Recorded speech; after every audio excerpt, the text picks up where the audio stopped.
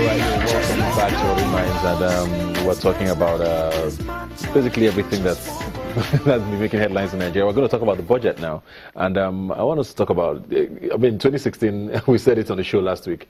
The 2016 budget was pretty much, for want of a better word, non-existent because of first of all, how long it took to pass it, then the controversy that followed it with the padding and all of that, and then we have no idea what the implementation was because people hardly saw anything, especially infrastructure-wise, with regards to what the money was spent on. So it looks like targets were not met. There was a recession. 2017 is here again. We presented a budget just before Christmas.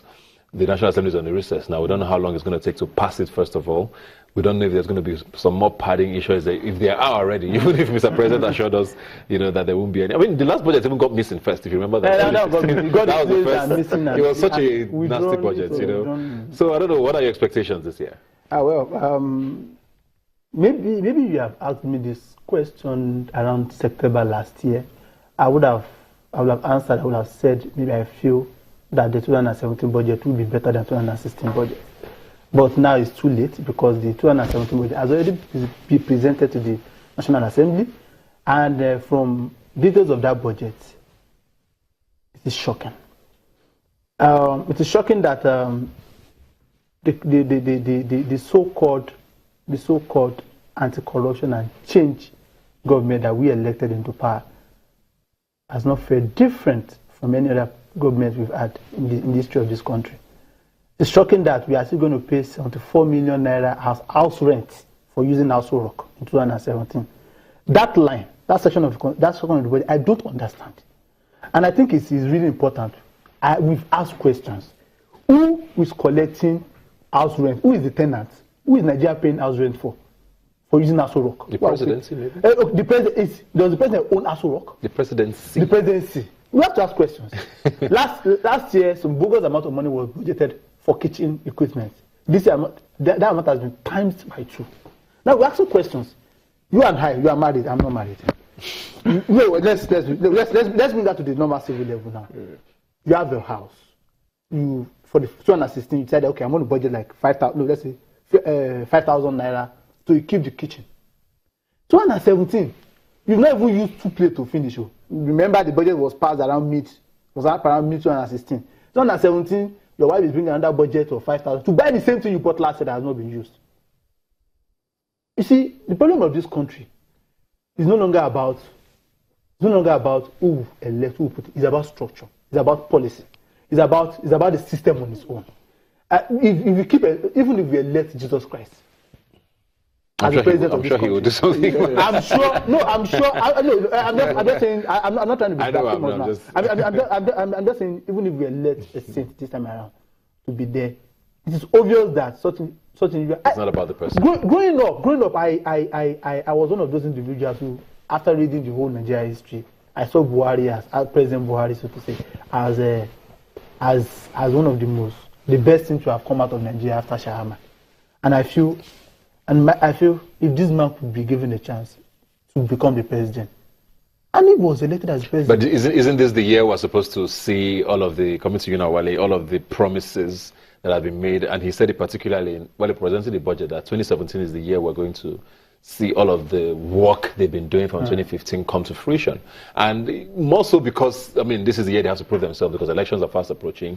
And if anything isn't done by now, we all know that election starts a year ahead of time in Nigeria. By next year, I mean, everything is in full swing. So they have to deliver this year, don't they? Yes, I think I quite agree with you. And then I'm one of those very optimistic and hopeful Nigerians who are waiting on the president, to actually deliver on his promises. And then I want to really seize this opportunity to call on the president again to please deliver, these promises to Nigerians. We are waiting.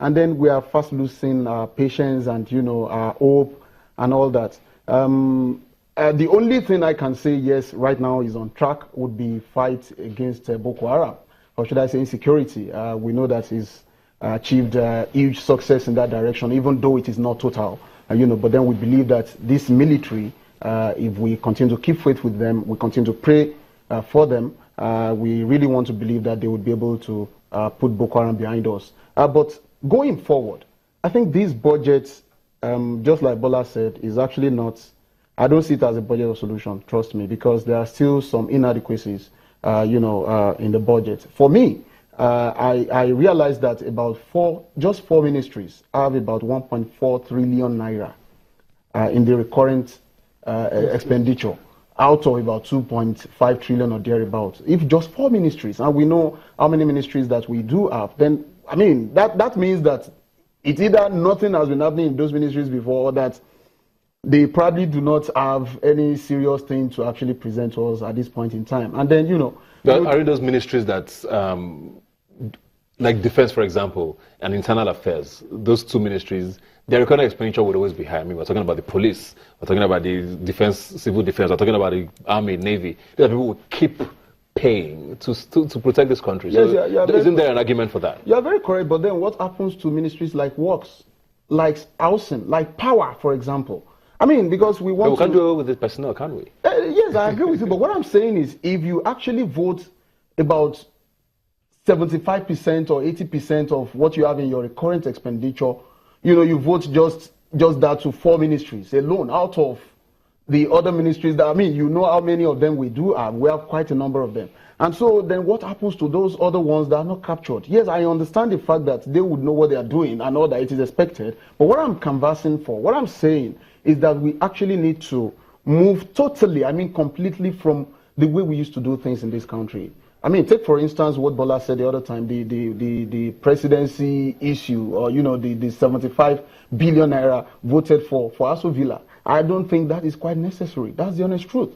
And I don't want to believe that they are spending money buying diesel, buying generators and other power generating equipment into Aso Villa that should have power 24/7. As a matter of fact, in other climes, you even find out that the seat of power is running on, should I say, a power generation apparatus that is even different from the national grid. That's the honest truth. We should be creating power right now. I mean, we give power to neighboring countries and whatever, and then they are even celebrating 5 years. Some are celebrating 8 years, some 10 years, of uninterrupted power supply.